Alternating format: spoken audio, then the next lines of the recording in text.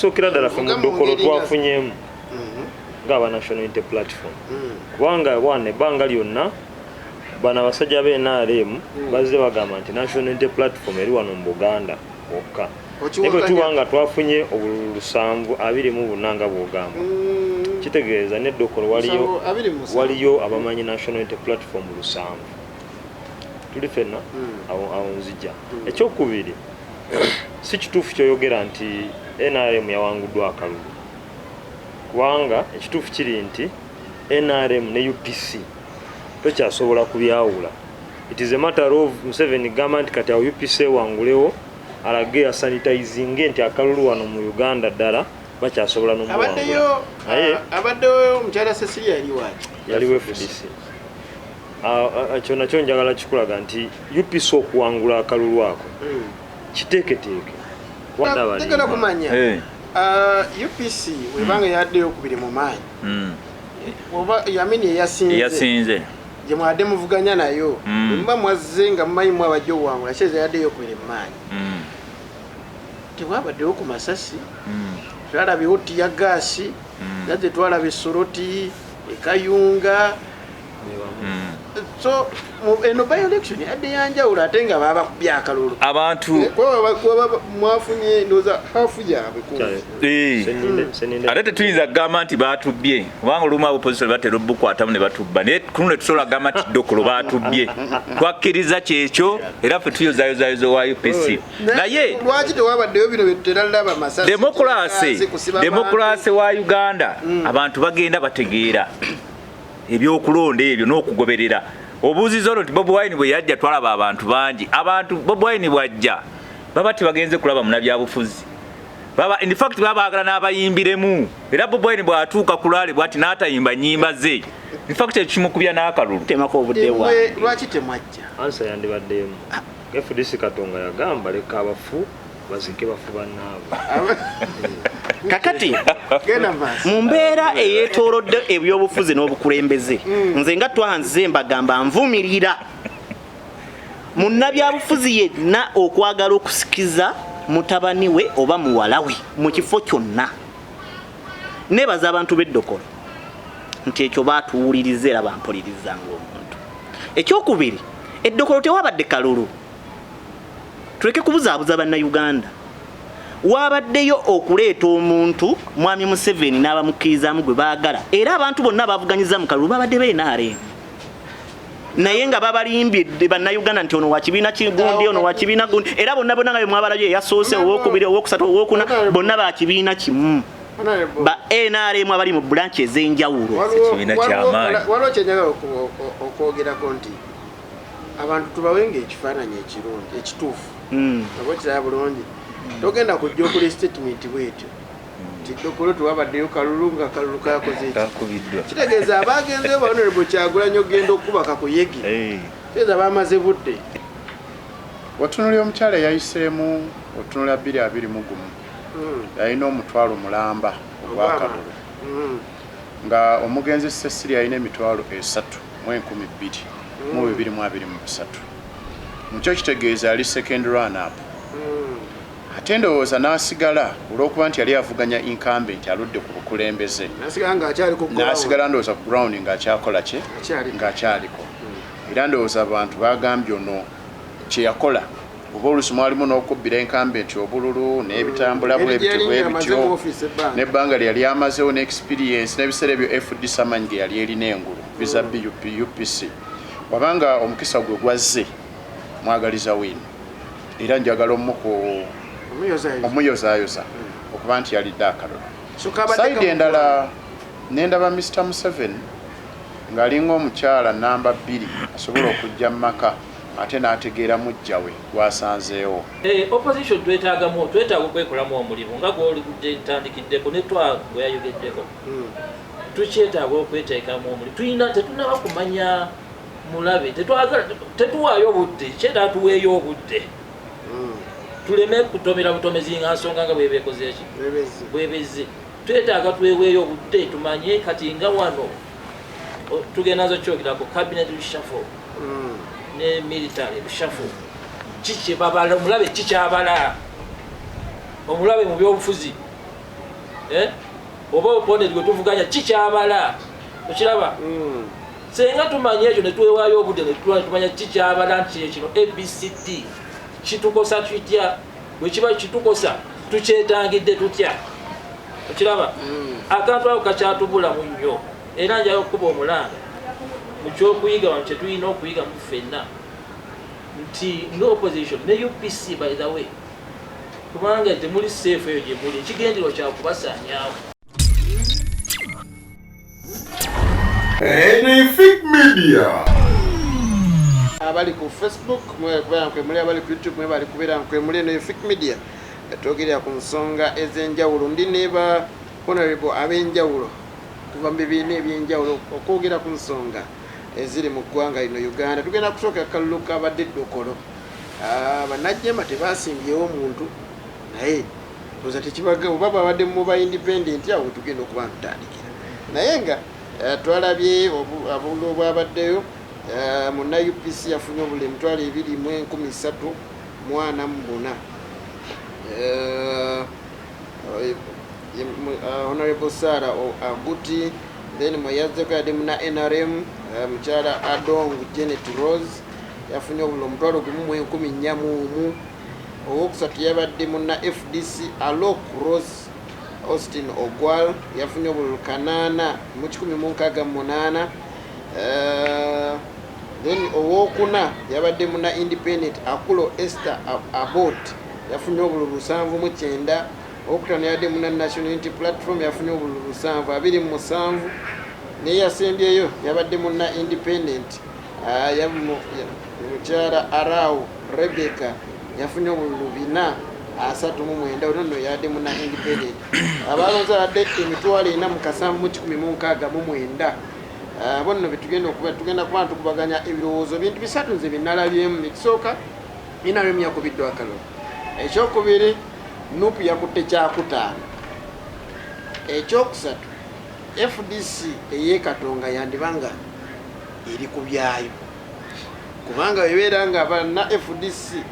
basobodde okulonda owaabwe n'akwata ekyokusatu ate nga no tulaba nti ab'amaanyi mu FDC badduka ne bava eri ne badda ekatonga wandiba nno nga waliwo embeera gye tutannaba kulaba bulungi etambula yandibanga katonga teri ku ground aye byonna tugenda kuba tubitunulamu nze ndi moderator ekyange enjogera kyendabye ndabonaleko twakuba eriisonizi abantu bagamba muli mu kayana mpuuga akalulu temuli mu kunoonya kalulu kyekigenda mu maaso nupu yandibanga katiina ebizibu mbadde sinnalawo by election nupu mwitalabikidde nga yakubiri wakali wakiri yakusatu njagala kwebaza akalulu k'Eddokolo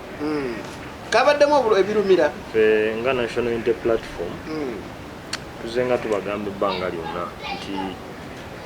gwe wena ali awo ng'okyalowooza nti by election ono mu Uganda ekyasobola okubeera okuvaayo layini gy'oyagala okuvuga si yeyange gye njagala oyagala nvuge layini oyina vuga kibuuzo kyange watogenda kuŋŋamba nti by election zetule eziri mu Uganda tezikyayina makulu nga musimbawo olwokuba bawanguddwa togenda kuŋŋamba nti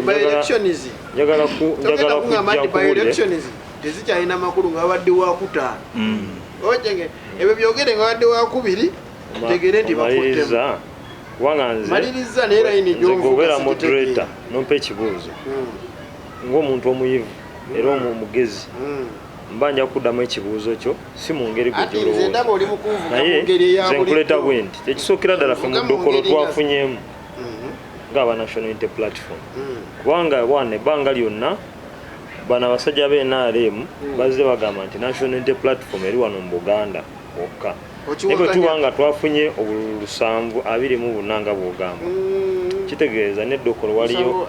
waliyo abamanyi National Unity Platform 7 tuli fenna awo nzija ekyokubiri si kituufu kyoyogera nti NRM yawanguddwa akalulu kubanga ekituufu kiri nti NRM ne UPC tokyasobola kubyawula. It is a matter of Museveni government kati awo UPC wangulewo alage sanitizing nti akalulu wano mu Uganda ddala bakyasobola n'omuwangula. Abaddeyo omukyala Cecilia yaliwo FDC. Kyonna kyo njagala kikulaga nti UPC okuwangula akalulu ako kiteeketeeke kubanga walaba n'egundi eyaggwa yali yawa nayo ewa UPC n'awangula. So this is a modus operandi. Kijjawo kuba nti UPC waggulu eyo emanyiddwa nnyo. Ati lwaki bulijjo badde temanyiwa? So Cecilia Ogwalo yawangula ngo UPC teriiwo. So kati kyenjagala okutegeeza ekyo nti NRM mu by election yonna okusanitizinga nti akalulu kakyalimu embeera ennungi wano ereka abantu naye ngeri NRM yebewangudde. FDC katono kanjogere ku FDC. FDC olwaleero okuba nti tesobodde nakuwanguza candidate eyo nga neyaliwo yaliwaayo kyongera okulaga nti Katonga gurupu y'amaanyi nnyo kubanga nze nyina essuubi n'okukkiriza nti Katonga gurupu singa yagenze waggulu eyo okunoonya akalulu ka candidate oyo wandibaddewo enkyukakyuka naye kyongera okulaga nti n'abantu b'eddokolo baategeera nti kati FDC eriwo tekyaliwo lw'abantu eriwo lwabyayo kubanga nze nyina okukkiriza nti Dr. Besigye ne ttiimu eyo singa baagenze ne begatta omukyalo oyo muwala wa Cecilia Ogwalo okunoonya akalulu wandibaddewo enkyukakyuka mu gundi. Ekyokusatu National Unity Platform ng'ekibiina tulina okusimba kubanga twalina enzikiriziganya ne bannaffe bano twandibadde tunoonyanga candidate ali suitable mu kitundu kubanga tukkiriza nti National Unity Platform wa president waffe Kyagulanyi ayinza okuba nga actually saayinza y'omu ku basinga obuganzi buli wamu naye ekikulu kiri nti wabeerawo ebitundu ebimu nga birina ababaka ba palamenti oba nga birina ebibiina ebikkiriza mu stronghold nga bwewalabanga nti eyo Dokolo side yali ya UPC ne Bushenyi n'ewalala ebyo byonna byongera okulaga nti wandibaddewo embeera singa Katonga group eyo ebadde eri ku ground ekyongera okulaga bano abasajja b'ennajja nankumbi yadde beekangabiriza naye ate Katonga yalina ettaffaali ddene njagala osembe nakino Honorable Kyagulanyi bwe yali eddokolo twalaba crowding nnene baabaze kulaba kiki baabaze kulaba kati ebyo byonna njala obitegere bwoti crowd ejja nga boolaba nti essaawa zino nsobola okukwalifayansi bweki Bwana Muhozi yali Masaka juice tuli fenna abantu ne bajja tetwagala questioninga oba bajja batya naye abantu baaliwo naye essaawa zino singa Muhozi bateekawo ballot n'agenda e Masaka olowooza akawulu ke kamu kafunayo ng'akali awo so ensonga eri nti abantu bajja okuwuliriza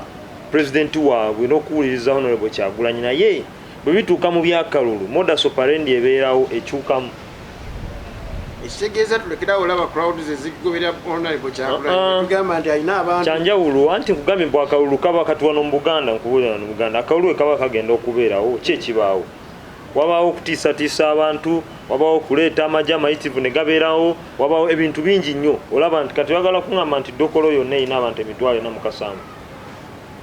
kitegeeza n'abantu gye bali bangi abaze okulaba Kyagulanyi naye nga tebanaatuuka kulonda nga mu 2026 bajja kuba batuuse okulonda abo nabo babadde Kyagulanyi ajja bwe tunaba tuuse yayinza okujja tomanya tugamba Buganda si n'akalulu singa kanaba kabaddewo kati ebyo byonna bibale abantu basobola okujja kituufu naye nga they are not eligible voters neyanzigi kangende wa muna NRM ekibiina ekiri mu buyinza okujja ng'ojjeeko tulaga nti demokrasiya tukkirize nti eddokolo temuliiyo eddokolo gyetuli bawangudde n'okuwangula eddokolo gyetuli kubanga twafunye omutwalo gumu mu 41 aba abantu bangi naddala mu by election ebiseera ebisinga by election zino turn-up teba waggulu nnyo abantu tebafaayo nnyo so abalonzi babeera batono nnyo naye nga sinabatuukawo awo njagala okwebaza President Museveni ne gavumenti yaffe y'NRM kubanga ffe twaleeta enfuga ey'amateeka ffe twaleeta demokulasiya ow'ekimemete nti omubaka bwafa ekitwala wadde omwezi sente zibaawo abantu ne baddamu ne balonda omuntu gwe baba baagala ekirala kibe kyakuyiga nti bw'obeera mu paalamenti oba mu bukulembeze mu kifo ky'obukulembeze kati nga bano bakansala buli lw'otakolera bantu omanya nti oba olina by'otemerako ettaka oba oliawo nti bwovaawo bobeera oyagala basigale nga batambuza ekyo kyotandiseeko bayinza obutakituukiriza olaba nti omwana w'omugenzi tebamuwadde kalulu bagambye maama waabwe yandoza badde atwesibako bwesibi tetujja kuwa kalulu naye tutunuulidde nti waliwo abantu bafe abadde bava mu bifo ebyo ne baleeta abaana ne bawangula kitegeeza nti abantu baba basiima enkola oba oliawo omuzadde gyaba abadde ng'akolamu jala kwebaza pulezidenti yasinzidde eyo n'agamba ennyanja agenda gijjako amagye kubanga abavubi baffe badde bakaaba oba oliawo nga bataataaganya tuli kalulu ebyo byonna byabadde kalulu so njawo kwebaza pulezidenti olwa statement eyo gye yakoze then tudde kalulu ebyobufuzi bino byakulya nti kandye nze Museveni n'owa UPC alye n'owa NUP alye lwakuba nti banaffe tebasobola tebabyagala kati nga pulezidenti gye n'owa NUP nti ayagala alye yekka tayagala kulyanga bali era nze njala kusiima akalulu ako nti kabadde kalungi nnyo tekabaddemu bujagalalo bwonna oba kukubagana oba kukola ki edemokrasi eyo gwe twetaaga nti UPC nakyo kibiina kya bufuzi era nakyo kiteekebwamu ssente olaba nga kivuganya kati ndowooza by elections twakafuna 2 kaba UPC baziwangula tewali buzibu kubanga palamenti ya Uganda kyenkana yonna yonna twagiwangula so bwe tugenda mu kalulu abantu b'eddokolo ne bagamba nti UPC wangu kulunoka gye tubatuwa tetukirinamu buzibu era nze njala kwebaza balonzi b'eddokolo basazeewo kubanga twakoze ekisoboka president national chairman wa party president w'eggwanga yagenze n'abakuyega ne basalawo bagamba ffe wadde president ozeeyo yogedde ne ku byennyanja nti ogenda kujjako abasirikale naye akalulu wa UPC demokrasi yegwe twetaaga njagala kumanya UPC webanga yaddeyo okubiri mu maanyi oba yamini eyasinze gye mwadde muvuganya nayo mba mwazze nga mumanyimu abajja obuwangula kyeza yaddeyo okubiri mu maanyi tewabaddewo ku masasi twalabewo tiya gaasi naze twalaba esoroti ekayunga so eno by election yadde yanjawulo ate nga baba kubya akalulu abantu mwafunye ndoza hafu yaabwe ate tetuyinza kugamba nti batubbye kubanga olumu opposition batera obukwatamu ne batubba naye kuno ne tusobola kugamba nti Dokolo batubbye twakkiriza kyekyo era ffe tuyozayozayoza wa UPC naye lwaki tewabaddeyo bino byetuteralaba masasi demokrasi wa Uganda abantu bagenda bategeera ebyokulonda ebyo n'okugoberera obuuzizo olwo nti Bobi Wine bwe yajja twalaba abantu bangi abantu Bobi Wine bwajja baba tebagenze kulaba munabyabufuzi in fact baba baagala n'abayimbiremu era Bobi Wine bw'atuuka ku lwale bw'ati n'atayimba nnyimba ze in fact ekimukubya n'akalulu ekyokubiri tubadde ffe wano mu registers z'NRM kubanga ghetto yonna twagikyusa kubanga Bobi Wine twagala okumwebaza nti bwe yava mu ghetto kati gavumenti yayingira mu ghetto tubadde tuwandiika abaana abajje mu registers z'NRM naye nga tebalonda tebana national ID era twabatadde wabbali tugenda gezaako kulaba nti abavubuka ababadde aba NUP bonna 226 batuuka nga national IDs zaabwe weziri so Bobi Wine we bajja okumulaba eddokolo baba bazze kulaba muyimbi so mu box tosuubira kubalaba ekyokubiri tuzze tubalaga nti omuyaga ogwaleeta bakwizera bano bakwizera bali mu kaseera kazibu nnyo bano bakansala kavulu ajja mbwe mupya nti simanyi tumanya tujja leeta ow'enyale mbajja kutunka naye omuyaga ogwabaleeta kati sayiro gwaggwawo era nze nate tunyumya n'aba opposition aba NUP kuba banne tetumanyi 226 abamu tebagenda nakudda abantu kati balaba nti omuyaga gwaleeta aba NUP esayiro by election nti olaba era ne tuba tufuna ekizibu wano nti kuddamu kalulu kalala nga ka by election era olaba abantu kye bakola aba NUP kyakutaano ate si baali baddeko ab'okusatu ne n'aba independent babasinze FDC erimu etalo katonga nayo nebasinga so 226 aba NUP tubasaasidde nnyo nti gye mulaga oba oliawo ebifo mugenda kubiruuzinga ate mmwe temugenda kuluuzinga ffe tweyongera maanyi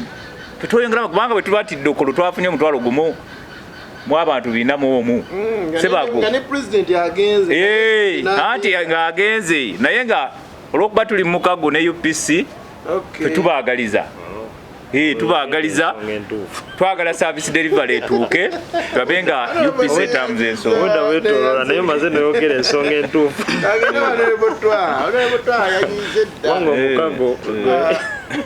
kangene wano rebotwa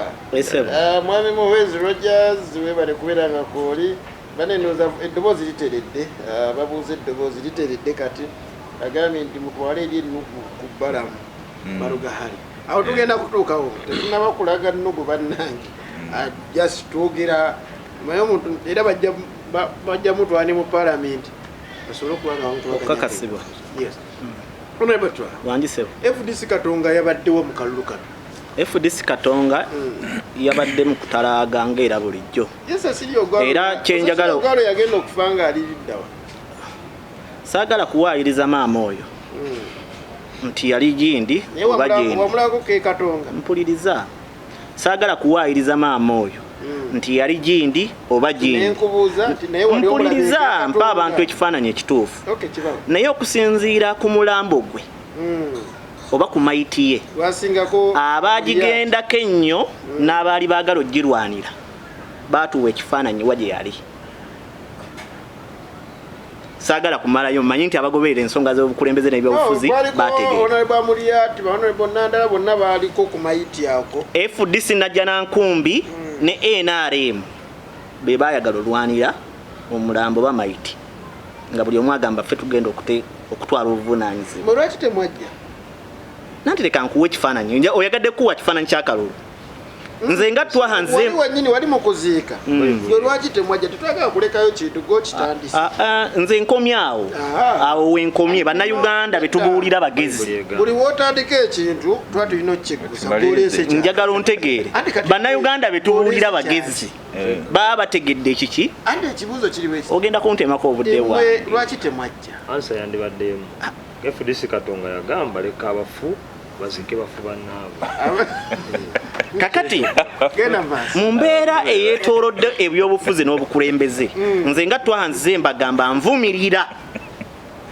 munnabyabufuzi yenna okwagala okusikiza mutabani we oba muwala we mu kifo kyonna nebaza abantu b'eddokolo nti ekyo baatuwuliriza era bampuliriza ng'omuntu ekyokubiri eddokolo tewabadde kalulu tuleke kubuzaabuza bannayuganda wabaddeyo okuleeta omuntu mwami Museveni n'abamukkirizamu gwe baagala era abantu bonna bavuganyiza mu kalulu babadde beenaare naye nga babalimbye bannayuganda nti ono wakibiina kigundi ono wakibiina gundi era bonna nga bwe mwabalayo eyasoose owokubiri owokusatu owokuna bonna bakibiina kimu ba NRM abali mu branch ez'enjawulo kibiina kyamaanyi waliwo kyenjagala okwogerako nti abantu tubawenga ekifaananyi ekirungi ekituufu oba kiraba bulungi togenda kujja okula statement bwetyo nti Dokolo tewabaddeyo kalulu nga kalulu kakoze kitegeeza abagenzeyo Honorable Kyagulanyi ogenda okuba kakuyegi tegeeza bamaze budde saagalaga nti bamaze budde omuntu bagenda mulaale si buli muntu agenze mulaale nti aba agenze nnoonya kalulu omuntu asobola okuba gwe mukisa gwafunye okutuusa message eri abantu tekitegeeza nti omuntu ebatamuwa kalulu nti message eba teyatuuse tewabadde kalulu akalulu kategeeza ki wabaddeyo kubuzaabuza bannayuganda ekyo kimu kubikulaga nti tewabadde kalulu kubanga yabadde alina okuwangula babadde bamumanyise nga wabaddeyo akalulu mwami Museveni ne ofiisi ye eya Saabapoliisi gye yagaana okussaamu Saabapoliisi ne ofiisi ye gye yawadde mutabani we ey'obuduumizi bw'amagye babadde balina okutta abantu naye olw'okuba nti bonna babadde bavuganya babadde bajje n'Omuseveni wabadde tewali lutalo lwonna kubanga babadde baagala olange babadde bamumanyi kankuwa ekyokulabirako nga tonnakimpa obuzibu obuliwo nti bw'oyogera weerabira naye nze gw'ogamba seerabira akalula kale sote okajjukira bulungi aka mwami Ataani wavaayo n'oŋŋamba nti tewaali kalulu oba kitegera bulungi naye nga waaliyo amasasi na buli kimu so njagala nnyo mujjukire bye muwogera nekyogenda okwogera wuliriza si buli ewabadde amasasi nti kitegeeza kalulu ewataani waaliyo ki waaliyo amasasi newaŋŋamba era naye tewaali kalulu nati lwaki tewaali kalulu kati wano ŋŋambe baalemesa kubanga tewabaddeyo masasi omanyi njagala nnyo oleke omuntu ateeseze ku ntegeera ye oleke teesa nga gwe moderator no siri mu kuteesa naye jasi waliwo ebintu byentereeza ng'omu walonze abaana bajja kujirayo akatambi akakadde walonze talondera Dokolo kakati baba tiyalonze kitegeeza nze amanye era yagoberedde mugaye tewabadde kalo eyavuganyiza yakuta ekisooka ekyokubiri ekyokusatu n'ekyokuna abadde biira bulungi ng'owaaki ng'omukulembeze era nga munnabyabufuzi ayagaliza Dokolo ebirungi Uganda yonna okutwaliza awamu si Dokolo wabadde owagira ani siina gwe nabadde mpagira Uganda siina gwe nabadde mpagira Uganda kubanga nga FDC Katonga twabaddemu na kandidate Uganda yabadde yesimbyewo etya leka nkubuulire Uganda yabadde yesimbyewo sente zagenze mu kalulu zaate z'abana Uganda ababadde bavuganya babadde bana Uganda ababadde balonda babadde bana Uganda era babadde batuuse eddoboozi ku lwa Uganda eyaleero n'eyenkya so senga wabadde yakalulu akamazima n'obwenkanya ku yenna eyali badde awangudde Uganda yali baddeewo kyali misiza FDC Katonga okubeerayo tetunnaba kutuuka genda mu mbeera ya bannabyabufuzi kuvuganya nga FDC Katonga era ffe tuli mu kutalaaga kwebuuza ku bantu abo bannannyini kibiina Dokolo temwetaagayo si kati kano si ke kaseera kubanga FDC Katonga obukulembeze obuliwo bwa kiseera tuli mu kutalaaga abantu batuwa obuyinza nti twagala kibiina b'ekiti oba twagala mukole beemuti tulyoke tugambe nti kati tugenda kuleeta bakandidate era obalabe era senga twadde mu kalulu ako nkakasa FDC bwe yali badde etaddewo yali badde awangula kuba abantu baawo bonna n'omukulembeze abadde yabadde wa FDC naye abadde wa sayidi eri mu kumulonda yali wa FDC ekiraga nti abadde alina omugabo oba we twayawukanya yalina omugabo ku FDC eyawamu nekyenjaga tutegeeze bannayuganda nti ebiriwo bino bitegeeza ki mu byobufuzi n'opposition kitaga akaseera akazibu opposition mweri tuve mu kwebuzaabuza nga bwe tujja wano akaseera akazibu opposition mweri okutwaliza awamu sijja gamba NUP oba UPC oba naye buli ayeyita opposition tuli mu kaseera kazibu nga NRM emaze okulaga nti erese piraawo erese UPC erese DP erese NRM erese ba independent gweyisaawo yenna yawangula ku lwayo mwemweteeseteese mutya titunnaba kukola kimala kuzza mitima gy'abannayuganda na kulwanirira buyinza kubanga ffena tukkirize nti mwami Museveni ebitongole byonna yabiwamba bamala obbiwamba nadda ku bibiina by'obufuzi n'obukulembeze obw'ennono bonna n'abikola ki n'abiwamba nzikana kino ngende ewa honorable Shembe Kufaaki esebo mwami Museveni wabanga ayingira FDC najja nankungu mumanyiko ekintu kimu nti y'omu kubakkiririza mu muntu afudde okuwagira omwana oba owooluganda gwaleese lwaki teyawagidde FDC lwaki teyawagidde FDC mwagamba nti leka nkumalire bw'obuuza ekibuuzo leka nkuddemu UPC ne DP be basinga okubeera mu bufumbo bw'ebikukujju mu gavumenti ya NRM abawulize era bw'otunuulira by election zonna abadde aziwa UPC ne bw'otunuulira omukyala w'omukulu akena minisita ekimu kubikulaga nti omukyala muganzi eri omukulu ne pulezidenti wa UPC aliwo mu bumenyi bw'amateeka naye muwulize eri mukulu munne ku UPC ne FDC asinga kwetaaga nnyo UPC kubanga bano bamuguza mpewo ate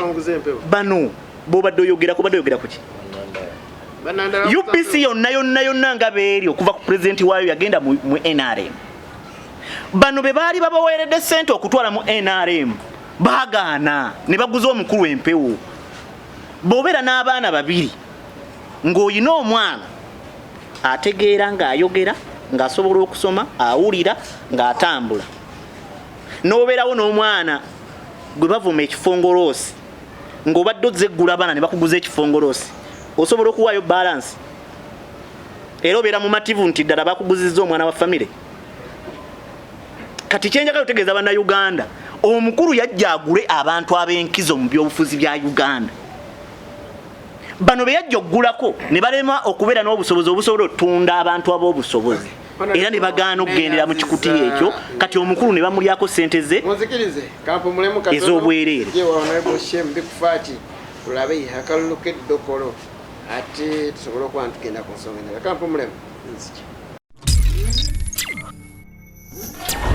Benefit Media. neyanze eri abakyaliko mukola kyamannyo ddala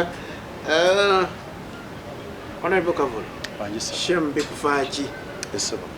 amaanyi Nuupu ge yalaga mu campaign tegalabise ku ballot paper asaba neyanziza watunulira omukyala yayiseemu otunulira 221 yalina omutwalo mulamba ogwakalulu nga omugenzi Cecilia yalina emitwalo 3 mu 2023 mukyo kitegeeza yali second run up ate ndowooza n'asigala olw'okuba nti yali avuganya incumbent aludde ku bukulembeze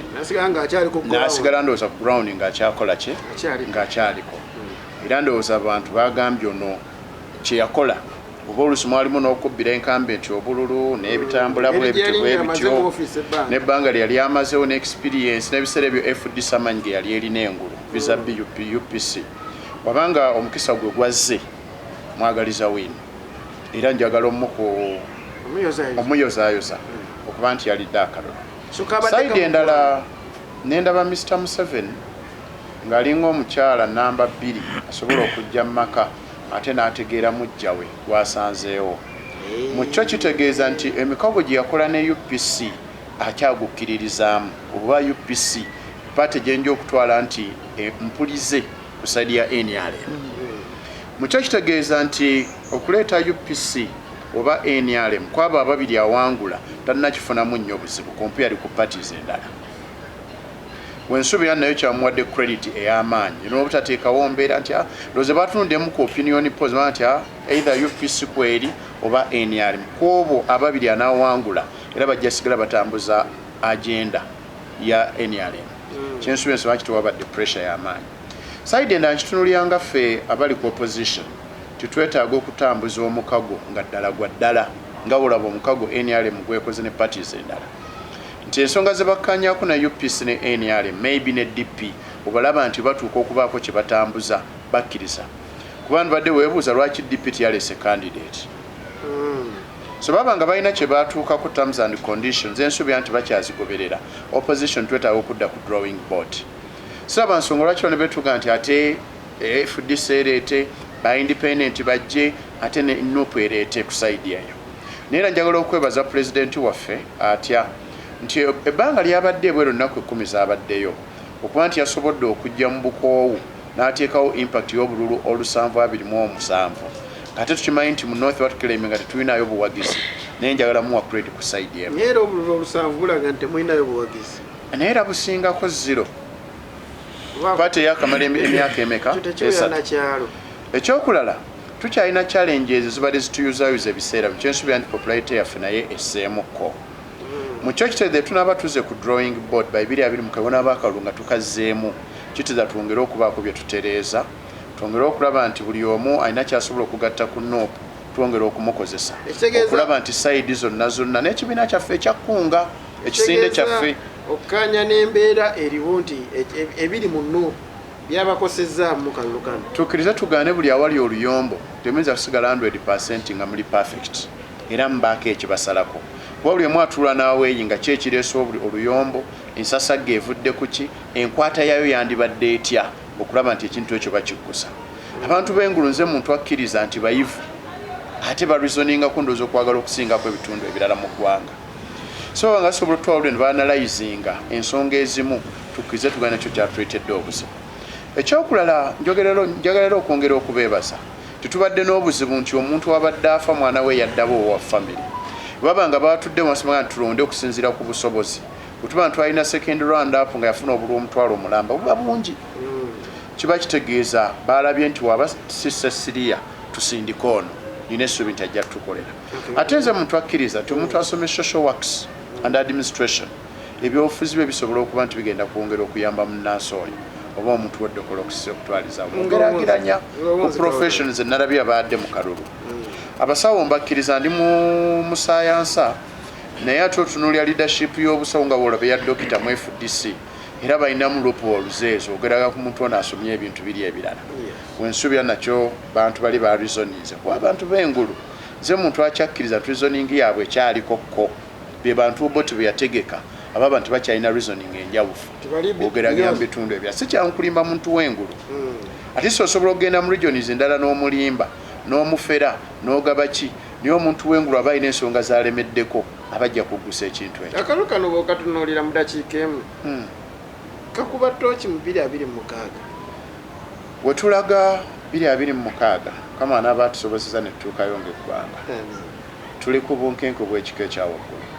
siyinza kubuusabuusa impact ya PLU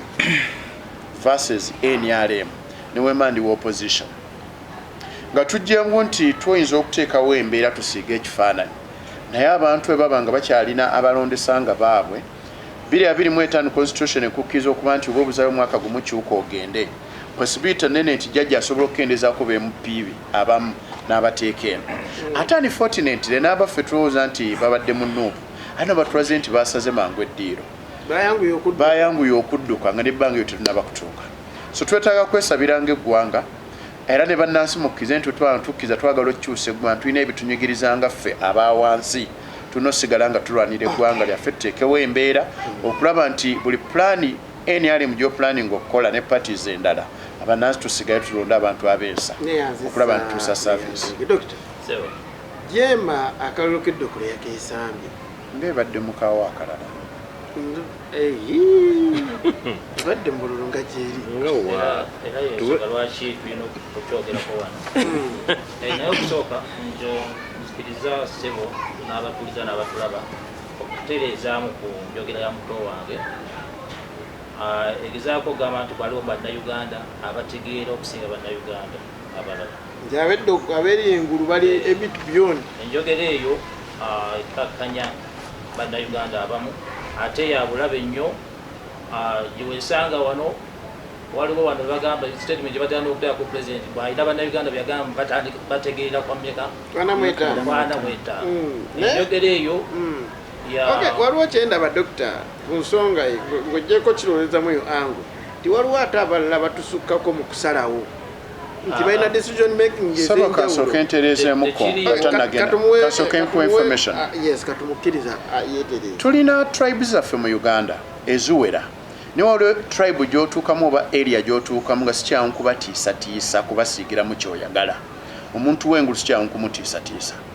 era senga north yali mu bitundu ebiriraanye state house sijja kulimba senga ekizimba kyayabika dokita nkomyeyo omufunye bulungi kati just enjogera ye yaleese obuzi enjogera eyo tugijjewo mu bannayuganda kubanga ffenna tuyitira mu masomero gegamu tulina education system yemu ate era buli community gyosanga ogenda kusangamu abantu nga waliwo ab'emitendera egy'enjawulo bwe bali buli community tekyeyawulidde community emu bweti naye dokita ffe wane omusentule batukubamu nusu olaba obululu webukyuka sente tuwe erwanyisibwa mu nsi yonna si ate tusobola kiteeka mu bannayuganda bokka ekitundu oba ekyabannayuganda bokka sente tuwo era mukuba nti zibakendeera nga temuzirina kiba kigendera okuzifuna n'ebigendero binaavaamu nga bitegerekeka akakati tudde kalulu jema era kyekyo obuzibu kati opposition bwerina kubanga ngeyo constituency emanyikiddwa nti constituency yaki ya opposition kati obadde obuuza kiki ekyoleka mu kulonda okunakolaki kunajja kikulaga nti era congestion eyo nga bwebadde wano n'okulonda okujja bwejja okolaki naddala ku side y'opposition nti buli omu ajja leeta kati ngaffe jema tulaba constituency ate tetumanya nti mu opposition waliwo strong hold eyo constituency emanyikiddwa nga strong hold yaki FDC ne UPC at least kale kati ate bwe tutandika okuba nti mwenna mu kikaya ekyo ekigendwa muba mukisa ekyokuba nti opposition ekolaki yeegazaanyako mu bitundu ebimu kiraba so tusinziira okwo oluusi netugamba nti ate tulombe genda congestinga oba muleme genda yisa bivulu kubanga era ogenda obugenzi nti ogenzi obeereyo obanga agenza okukola kukifiiriza ogenze okukola kifiiriza okiraba mulimu endowooza egamba nti bathawe kati NRM okusimba ku UPC candidate era kyadde ekifiiriza kyabadde ereeta okiraba era nze kyoba olaba sikkaanya nagamba nti ddala waliwo enkolagana ey'omugundu wakati waabwe NRM ekigendererwa kyayo okusembeza UPC kugitta si kugyagaliza nti bagyagaliza nti yeyongera amaanyi era kuno tebasobola kukiselebrate kubanga teyagalirawo formation ekyamuweesa Beta Mongi senga kwali kubaagaliza andibadde babawayo ebifo nga 5 naye babawayo omukanyeebwa kiraba bakendeeze ku maanyi gaabwe gye babadde bagalina ng'eyo sub-region yerira ya lango okiraba kabakanyeba tejagaliza kyejagala bategeera abatulaba n'abatuuliza tebaagaliza DP kalungi tebaagaliza UPC kalungi wabula okuba nafuya kyekigendeerwa olwaliro ojja kwesanga DP teyabaddeyo obadde ogamba jemu DP teyabaddeyo naye lwaki obuzibu buvaawa nti kati Honorable Robert Mao takyasobola takyalina ambabuzi genda avuddemu NRM ate agenda akubirawo akalulu waaki oba akamunoonyeze kati awo ye weakness gye baabateekamu nga DP UPC ekyalina ati president wayo naye era olaba minisita Amongi Beta Mongi teyabaddeyo mu kunoonyaki akalulu abamu nga wamaanyi mu kitundu ekyo kati awo amaanyi ga Beta siwe tusoose olaba ensonga eyo kubanga ne mu kalulu k'ekyaddondo akayita Honorable Kyagulanyi zijjukira Ssalongi Lwakwe yakola statement ng'agamba ffe ng'abatijje tuwagira Honorable Kyagulanyi naye ate tetusobola tetujja kuva eno tugende tubeere eno ng'ate Dr. Besigye ali eri akubira Kandindi ate ffe tukubire Kyagulanyi eno katumuwagirire eno mu Lusirika ndowooza ekyo tekiri mu NRM wokka naye nga okay kati yo NRM zikyenjagala abatulaba n'abatuuze bategeere nteyagaliza opposition kaki kalungi era kana victory ya UPC egiruma kubanga egiwongedde amaanyi egyongedde omubaka obulungi mu parliament kati baweze basatu ne ssente kati kyenjagala okutunuulira 2026 ku kalulu ke twalabye tulaba ebimu ku bibiina by'opposition bye twandyesize ekyamazima akalulu kakyali wansi mu myaka gino 3 egibaddewo kati nga mwabatunuulira ebyobufuzi kitegeeza nti ground opposition era teyina kuba ne UPC mutugamba yeeni opposition twetaaga okwekolamu omulimu nga gwotandikiddeko ne twagoyayogeddeko tukyetaaga okweteekamu omulimu tetunaba kumanya mulabe tetuwaayo budde kyetaaga tuweeyo obudde tuleme kutomera butomezi nga nsonga nga bwebekoze eki bwebeze twetaaga tweweeyo obudde tumanye kati nga wano tugenda nazo kyogirako cabinet reshuffle ne military reshuffle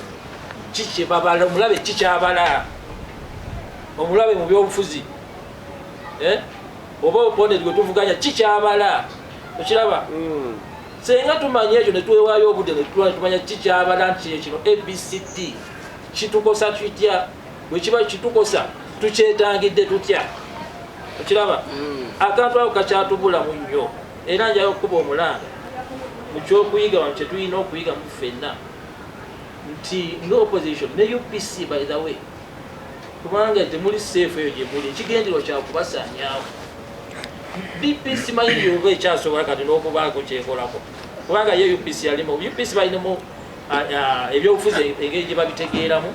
be basomesa ne bana abali mu gavumenti era boolaba kyama kya mapinduzi Tanzania bwetegeere nnyo